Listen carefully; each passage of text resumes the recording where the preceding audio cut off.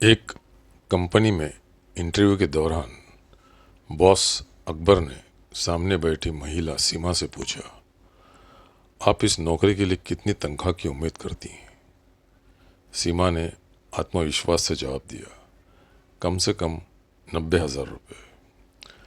अकबर ने अगला सवाल किया, क्या आपको किसी खेल में दिलचस्पी है? सीमा ने तुरंत जवाब दिया, जी, मुझे शतरंज खेलना बहुत पसंद है। अकबर ने उत्सुकता से पूछा, शतरंज में आपको कौन सा मोहरा सबसे ज़्यादा पसंद है? सीमा मुस्कुराई और बोली, वज़ीर। यह जवाब सुनकर अकबर ने कहा, लेकिन घोड़े की चाल सबसे अनोखी होती है, फिर वज़ीर क्यों? सीमा ने गंभीरता से जवाब दिया, वज़ीर में हर मोहरे की खासियत होती है। वह कभी मोहरे की तरह आगे बढ़कर राजा को बचाता है, कभी तिरछा चलकर चौंकाता है और कभी ढाल बनकर उसकी रक्षा करता है। अकबर प्रभावित हुआ और फिर पूछा, तो राजा के बारे में आपकी क्या राय है? सीमा ने बिना झिझक कहा, राजा सबसे कमज़ोर मोहरा होता है।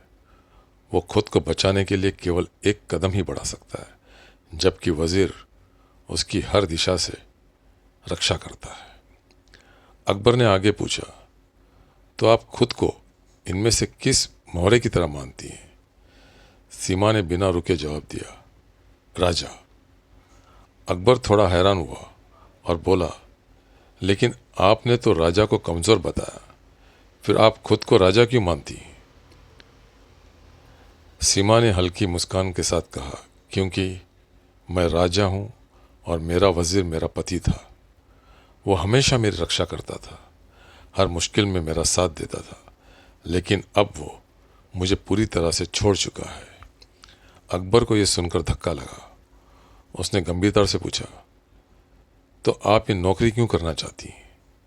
सीमा की आंखें नम हो गई। उसने गहरी सांस ली और कहा, क्योंकि मेरा वज़ीर अब इस दुनिया में नहीं रहा। अब मुझे खुद वज़ीर बनकर अपने बच्चों और अपने जीवन की जिम्मेदारी उठानी है।